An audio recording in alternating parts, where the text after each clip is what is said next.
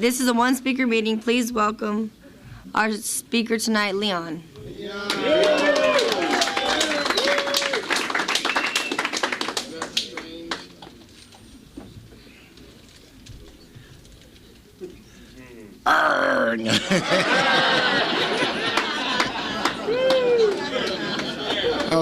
Hello, everyone. My name is Leon Mason, and I am a strange alcoholic.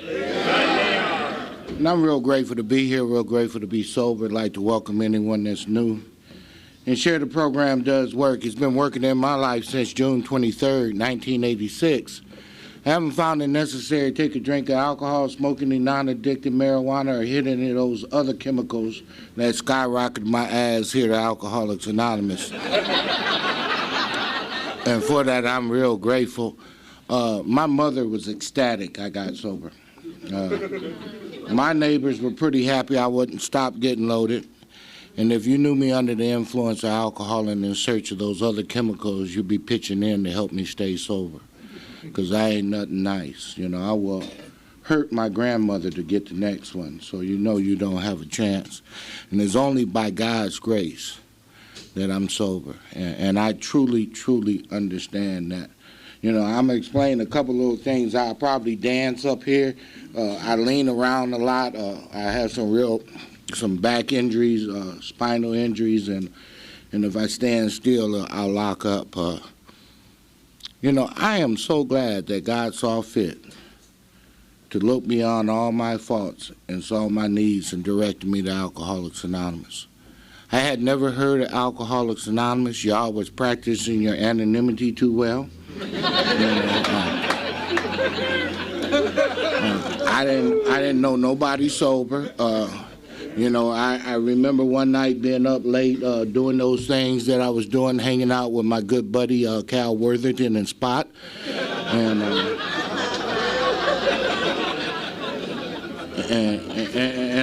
it wasn't like I was seeing them. I could only hear them because there was no picture on that 5-inch black and white TV. But that was my company in the end. And I remember feeling real bad, and that commercial came on talking about if you got a problem, call this number. And it wasn't an Alcoholics Anonymous commercial. It was one of those 800 numbers, and I called the lady up, and I told her I had a problem. And she asked me about insurance, and I said, why? And she said, well, you need about $15,000. And I was like, well, bitch, if I had $15,000, you wouldn't be the one I'm calling, you know?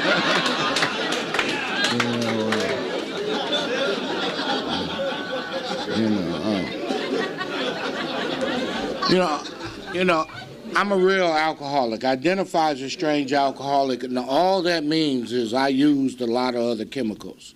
And I'm real glad that I used them because I have a real high tolerance to alcohol. My claim to fame was drinking a fifth of Hennessy.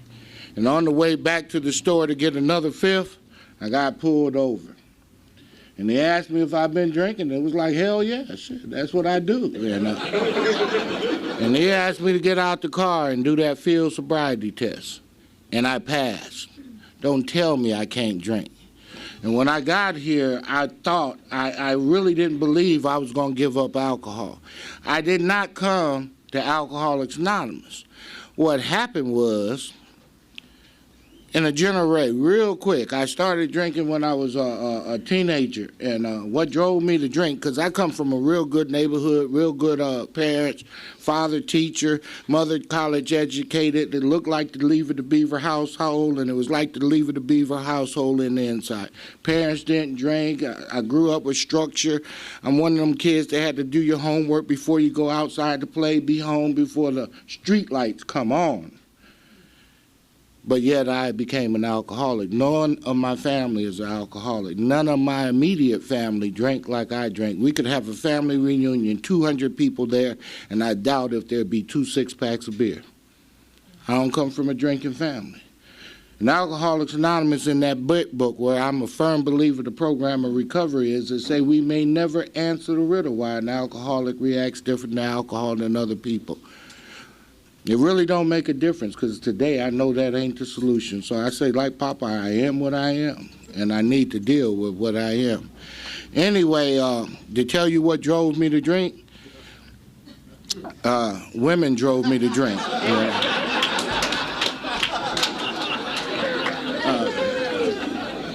I was in the first grade, and no, I didn't drink in the first grade, but now I think about it, a double sure would have helped, you know. But see, what happened is that in the first grade, I got more girlfriends than anybody I knew. I was going with 12th graders, and I was a first grader. I had a few in the 7th, the 8th, the 9th, the 10th. Half the girls in the first grade class were my girlfriend. And the problem was all them little witches was cheating on me, you know. I mean, they was walking with other guys, talking with other guys, you know, and I saw the older ones on the bus stop kissing them older guys, and I hated them. And I hated the people that they were with. And what it was is because, see, I remember the first time I got a girlfriend in the first grade. Well, I didn't quite get her. I wrote her a love letter. You know, one of them first grade love letters. Will you be my girlfriend? Mark the box yes or mark the box no. And so I classroom mailed it, which meant everybody read it on the way to her. And I just had boxes. And for some reason, she decided she needed to make a couple lines for comments. And it got back to me, and what it said, she marked the box no, and she said no, because you're too black. And I don't know about anybody else, but for years, I used to blame a lot of my problems on being a black person, you know. Even though I had black parents, I didn't want to be black no more. That was the problem, you know. And for a young age, I was wishing I had blonde hair and blue eyes. Well, I've been in enough rooms around Alcoholics Anonymous to know that that ain't the solution, because y'all in here with me too, you know. Well, anyhow, so not to feel the pain that I felt when she answered that letter, it took an inventory of me to find out what the problem was with those women. Because I wrote down cheating girlfriends from the first grade, and there was a lot of them.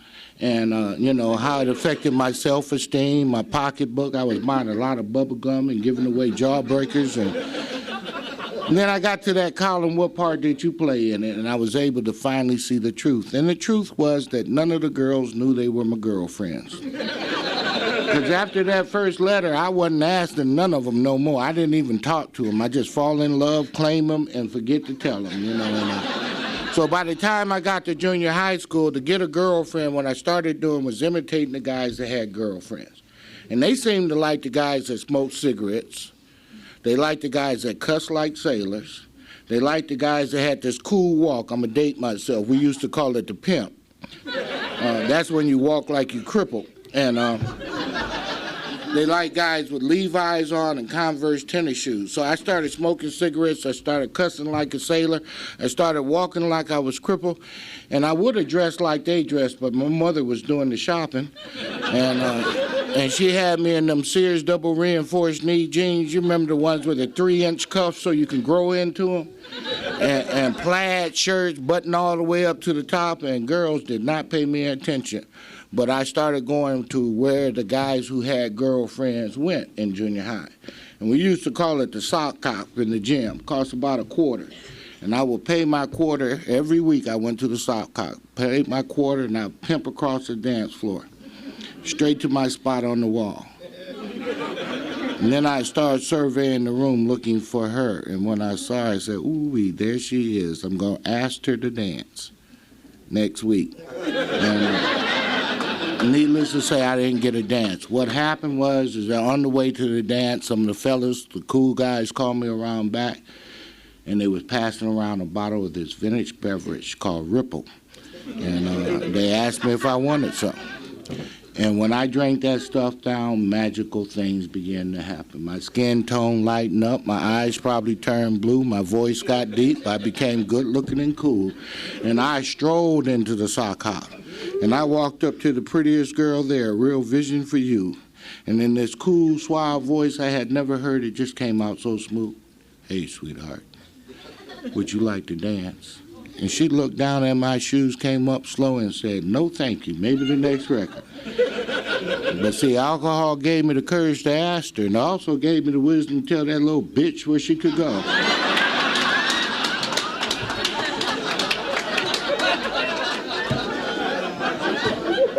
And that night, I got my very first 3 slow dances. And my head went right to work. It said, man, if a couple swallows get you 3 slow dances, I wonder what the whole bottle will get you. And that's what started me off to getting, like my friend says, my PhD, becoming a pitiful, hopeless drunk. I started drinking. I started fitting in. I started saying and acting the way I thought I needed to act to be okay with me. I always wanted to be cool. So it worked real well at the dances. I figured it worked real well at school. And I need to let you know every adult thing I learned how to do under the influence of alcohol. I graduated from school under the influence.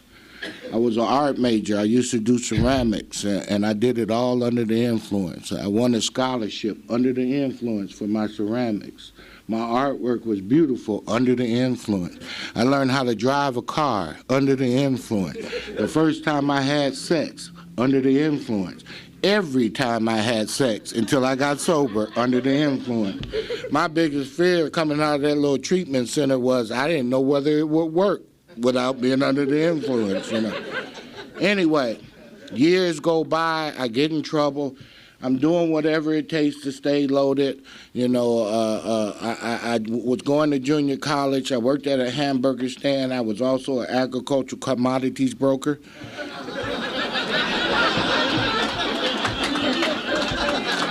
And, you know, them $10 hamburgers, yeah. And what happened is I got arrested a couple times for possession and sale. So I decided I had a problem. L.A. sheriff. And so I took a scholarship to higher drinking and using Curtis United States Navy. That's where they pay you to get loaded. And I went in there and I got loaded. How did I get here? I was 33 years old. I was working for Southern California Edison. I worked in power plants. They pay pretty good money, a lot of overtime. I'm claiming 100 dependents. I drink like a fish. And in 77, I had also ran into a new party favor that came out. They used to call it freebasing. So I added that to the mix. So there it was, June. I had already made $50,000. I didn't have a savings account, a checking account. I no longer had any valid credit cards. I was no longer in the 4-bedroom house with the 2 cars and a nice girl on the side. I was in a 1-bedroom apartment in South Central with no furniture because I went into furniture sales and sold all my damn furniture. I had a car outside that wasn't running, and I rode a motorcycle. I had a mohawk haircut, braided beard, dangling earrings, and a face that said, "Don't F with me," and people didn't. And I was doing the same thing every day, every night, and I was tired. I had already tried to stop, couldn't stop. I figured I'd do this until the day I died. If I had been able to figure out how to kill myself and go to the funeral, I would not be here right now. What happened? I got suspended from the job again. The job told me I had a problem. They call it punctuality and absenteeism. And when you get back from suspensions, they give you this letter, conditions of employment. And as I read the letter, what it said is if you call in sick one more time in the next 12 months, or if you're late to work one more time in the next 12 months, you will be terminated. It took me about 2 seconds to figure out I was fired. So I went up on the boiler with some of my co-workers, and we blazed up a joint, and one of them was smoking a joint, and he handed it to me, and he said, "Man, you need a program." And I looked at him, and I gave him the joint back, and he hit it, and he said, "I've been in a program." But what he went on to explain is that if I went into treatment and completed, that if I got fired after I got out, the union could get my job back. Now, I know I'm fired. So I figured like this. This is a good way to stack up a couple dollars, before you get fired, because you're going to get fired. So you probably go into one of them treatment centers for about 30 days, get a check. That'll be enough to get a package where you can come up again, right? So I called them up. I said, hey, I got a problem. Can you help? They said, come on down. But it was Friday payday. Can I come in Monday? I ended up there Monday. I had the weekend. I went down to the Cool Jazz Festival down in San Diego. I did everything. I spent the whole damn check trying to get loaded, and for some reason I could not reach that high that weekend. That Monday I showed up at a little hospital in Yorba Linda, California. I was the blackest thing in the meetings besides people's shoes and the Jaguars parked outside. I got this mohawk. I got chains in both ears that dangle down to my shoulder, the braided beard, the knife on the side, the leather coat with the jean, fur tails hanging off it, buttons you wouldn't want your mother to read, And I walk into this treatment center, and they believed in Alcoholics Anonymous. They told me if I was going to stay sober, I had to find Alcoholics Anonymous or a 12-step fellowship, stick with it, because those people know how to stay sober. And they backed it up by taking us to meetings every day. They had H&I panels come in every day. And I remember the first day I get there now, and they had this panel come in, and I'm listening, and I'm not really hearing anything because I went pretty loaded when I got there. So the evening meeting comes along. They take us to a meeting. It's right there in the hospital, and I walk in because they get us there early. And I walked through the doors, and two little old white ladies saw me coming through the door. And they grabbed their purses, and they zipped them shut, and they put that big strap around their neck. And you know what? I don't blame them because I didn't snatch some purses in my days. But what they did after that shocked me. After they got the purses nice and secure, they walked right up to me and said, young man, give me a hug. We're so glad you're here. You want some cookies and coffee? Come sit with us.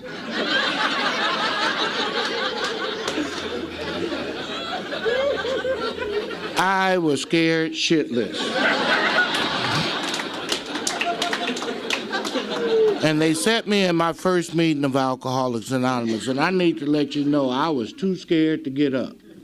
And it's a habit that stuck with me for a while, and that was when I was new, I always sat up front. I tried to get to the meetings early. I tried to get to know some people. I started taking numbers, but I tell you what happened.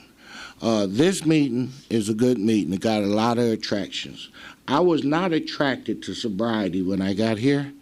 I didn't really think I was going to give up weed or alcohol. Just let's leave those other party favors alone. And I remember hearing them folks talk, right? And remember, I'm the only black guy in there. And they talking about God. And I'm like, ew. And then the light bulb came on. I went out of the room, I went back and I told my counselor, I figured this AA stuff out. This is a cult.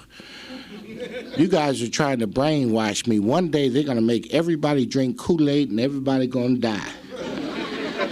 And she said, Leon, go back in there because your brain need washing. So I went back in the meeting.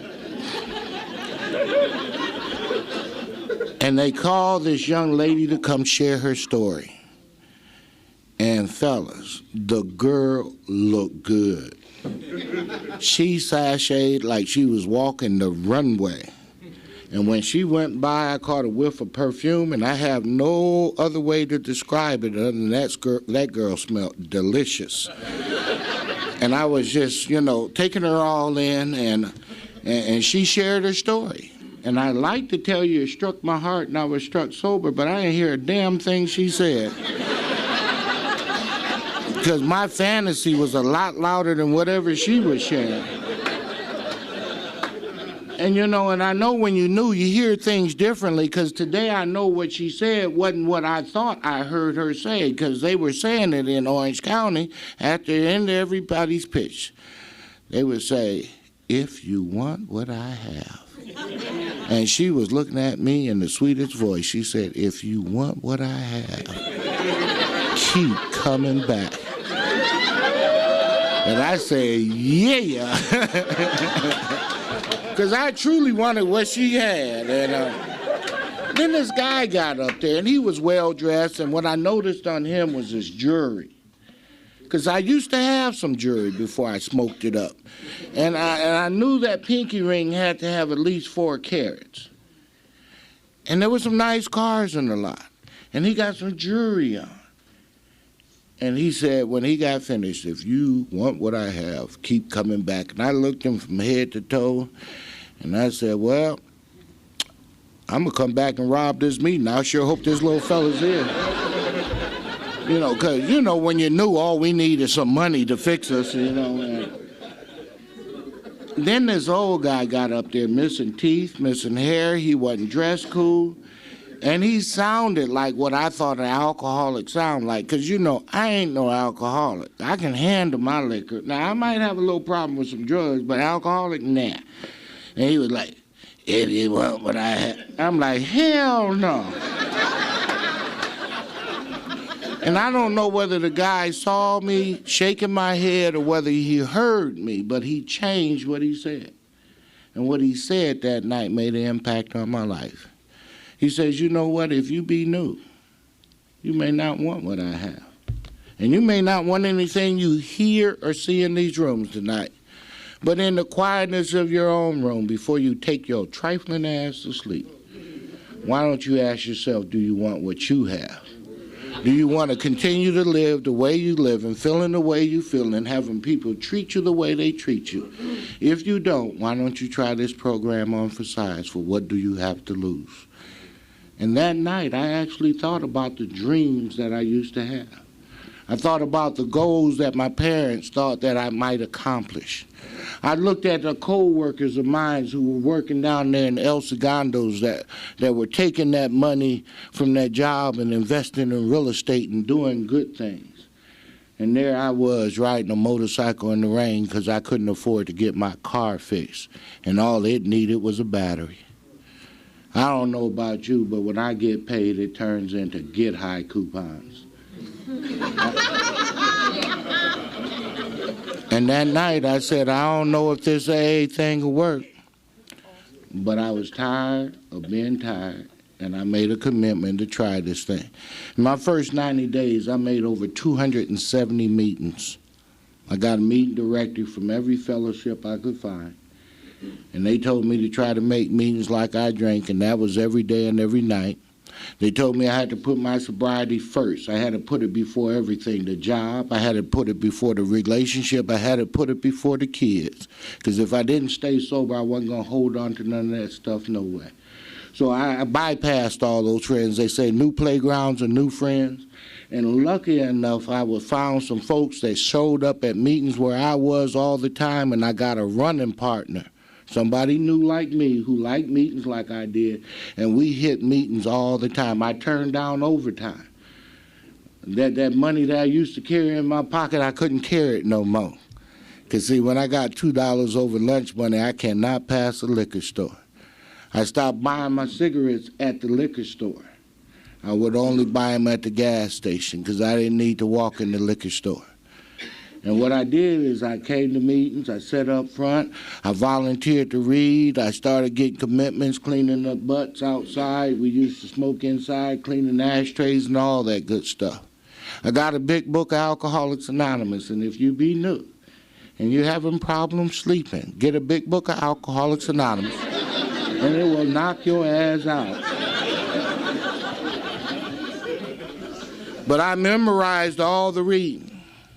And they said, get a sponsor, and I said, I'm grown.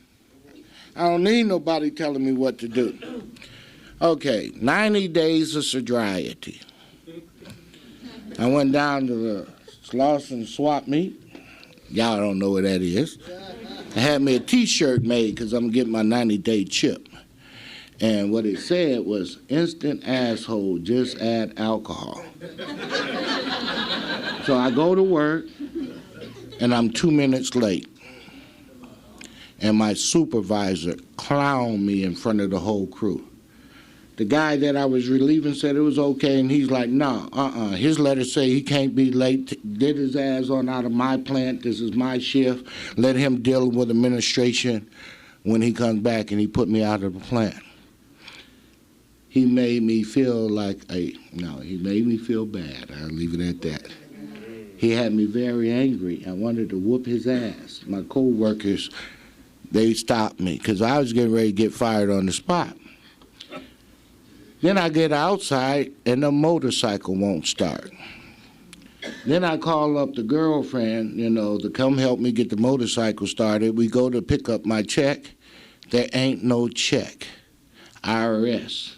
They didn't wait until I got to the 9th step. They took the whole damn check. I asked her for some money, and she didn't have none because she was one of us, and she had already turned her money into coupons. Then I went to a meeting to take the chip because you said go to a meeting. I went to the meeting. I had my shirt on. Old timer saw the shirt, and he looked at me and said, boy, what makes you think you need alcohol to be an asshole?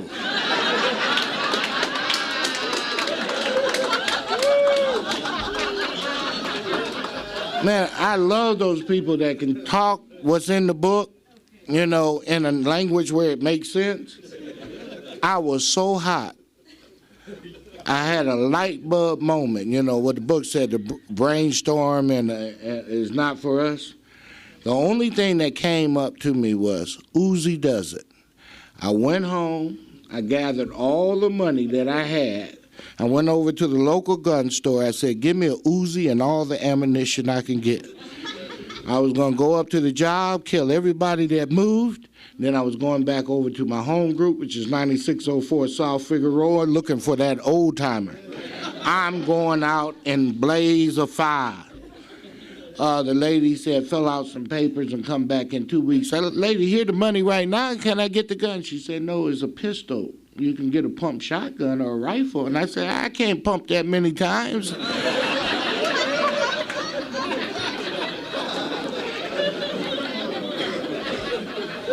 So I went outside. Now, I come from the suburbs of Compton, and I figured one of my friends might have a Uzi, and so I'm sitting on the motorcycle, and I'm trying to figure out where can I borrow a Uzi from, and today, God spoke, and he said, hey, man, just go to a meeting. You can kill him when you come back. And so I went to another meeting. And somebody greeted me at the door like we have our friend here greeting folks. And somebody who was used to seeing me come to that meeting, and he looked me in the eye and he said, Leon, how are you doing? I got 90 days of sobriety, so I give him the newcomer answer. I'm fine.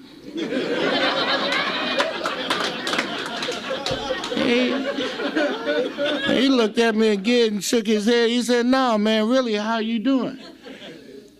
And I don't know where, it was like a damn Burke Deuce. I mean, I started crying. I was slinging snot. The motorcycle, the girlfriend, and the cousin, I'm getting fired. And he's like, oh, shit. Yeah. Some of the best recovery takes place in the parking lot. And he took me out back in the parking lot, and he pulled out that book. And he asked me, had I read it? And I told him, yeah. And he said, well, have you really read it? I said, yeah. Because, see, I could get up here and say, rarely have we seen a person fail who has thoroughly followed our path. Those who do not recover are people who will not completely give themselves to this simple program. Usually men and women who are constitutional. I could do that shit. I ain't heard nothing that said. But when he read it back, I heard the pop.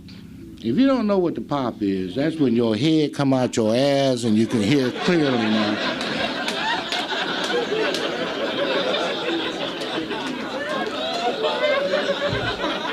Because when he read chapter 5 to me, all of a sudden it took on a new light.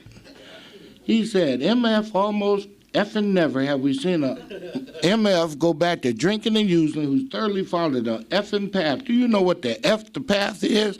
And before I could say anything, he said, shut the F up. And what the guy started doing that day in that parking lot was breaking down the first 3 steps to me. Because, see, like most new people, not talking to anybody, not having an understanding what was in the book, when you asked me, he asked me, what makes you powerless? I said, because when I drink, I spend up all my money, and I lose jobs, and I get suspended, and, you know, I wreck a car, and if I had enough to drink, I'll sleep with E.T.'s mom. And he looked at me and said, you E.T. looking, you know, MF. That ain't powerless. He said that's the results of being powerless. And he asked me if I read the doctor's opinion. And every smart person knows when you read a book, you start at page 1, chapter 1. If you ain't cracked that book, let me give you a hint. Doctor's opinion becomes before page 1, chapter 1. And it's in the doctor's opinion that talks about me being bodily different from my fellows. And what he did is he explained, based on what the book said, he shared his experience, and he helped me see my experience, that once I take a drink, something happens in my body that makes me have to take another drink. And that I have no control over that reaction. That he said, man, just keep it real simple. He said, if you eat a box of X-Lax, you can know the bathroom's locked, there ain't no toilet paper, but your body's gonna react. That's powerless. And when I look at it, when I take a drink, the fact that I got to go to work, the fact that this is money I ain't got to spend, the fact that I can get fired, the fact that I can go to jail, my body don't care. It said, give me another drink. And then he talked about insanity. And I remember reading step 2 by myself. And what it said came to believe that a power greater than ourselves will restore us to sanity. You know what I got out of it in sobriety? Ooh-wee, that means somebody in here crazy. I wonder who. Because, see, I saw insanity as those people who talk to trees and stuff. I didn't see insanity of the inability to think straight, to make sober and sound decisions. The fact is once I start drinking, I can't stop drinking. Why does my head keep telling me this time, really, after happy hours is over, you're going home? Next thing I know, they saying last call for alcohol, and I'm knocking motherfuckers down trying to get to the bar. I say, no, for real, this time I'm going home after happy hours. And every time the same thing happens. Or my head says, okay, you spent all your money last time. This time put it in the safe. If you put it in your sock, you won't spend it. Then I even tried mailing it home one time. And there it was, 2 o'clock in the morning, I'm committing a federal crime, fishing in the mailbox. So he helped me see insanity. What I'm trying to say was that I was introduced to the steps that day. And after he got me thoroughly with the first 3 steps, that man that day had me start my first 4 step. And the next day I did a 5th. And ever since then I've been convinced that taking the steps and applying some principles in my life can change my life.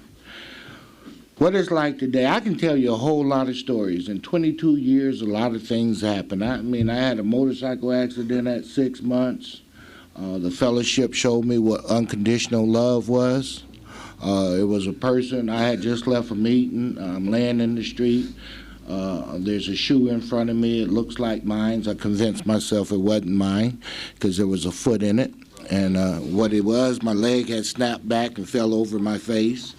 And I was in a deep part of South Central on the east side where they were doing ghetto first aid. Take off his gold chain, he might choke.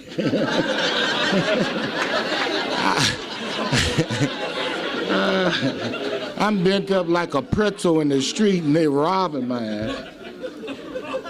But I need to let you know it was during this period of time that this guy even showed up at the hospital and helped me get even a stronger understanding of God of my own understanding. See, if you have a problem like God, when I got here, I wanted to be an atheist, but we had to read too many books to prove why there is no God.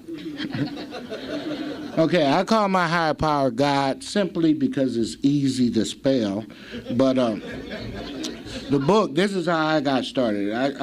Because I followed the book, and what it said, all I had to do to find a higher power is be willing to admit to the possible existence of a power greater than me. And I thought about it. I haven't made no butterflies lately, and I didn't design the gills to put on fish and feathers on birds or decide bears hibernate and birds migrate. Don't know what did it, how it did it, but whatever did it must be a power greater than me. And if it was smart enough and powerful enough to do those things, surely it could help me stay sober just for the day. And that's what I've been doing for over 21 years. I've had deaths in the family. I need to let you know I'm running out of time. There's never enough time to tell a whole I recovered from being a hoe in the rooms of Alcoholics Anonymous. Because I went through that.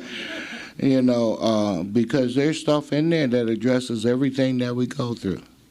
And when I had that pop, and when I read that part, it says, those who continue to harm others through their sexual conduct are not sorry, invariably get loaded. The way the guy explained it to me, they fucking always get loaded. And I didn't want to get loaded. My sobriety comes before everything. I got married in 2000 after a beautiful wedding with 500 guests. That was the best day of the whole marriage.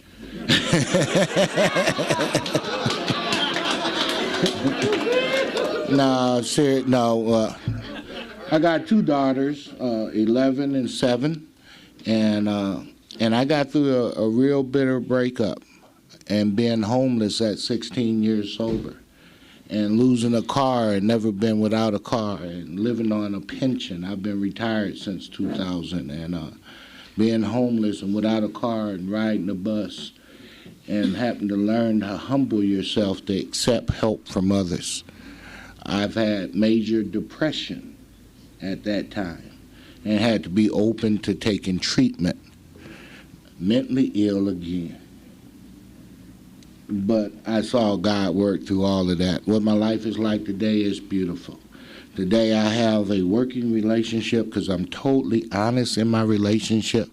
I no longer feel like the oddball that some people think I am because I found like-minded people like me. I live an alternative lifestyle and I'm not gay. I will leave it at that. Okay? But my children are taken care of. They're well loved. I call their mother by her first name. We're on a working relationship right now. You know? I make a ton of meetings. I still work with others. I'd like to thank my friend Jerry for coming because working with Jerry has brought me through some tough times. When I think things are bad, man, just work with somebody newer than yourself. They'll ground you real quick. But I need to let him know that I'm real proud of all the progress he's done and all he's done for me. I want to thank Sean for having me out. And with that, I'd like to invite everybody to take a walk with God. He'll meet you at the steps. Thank you for allowing me to share.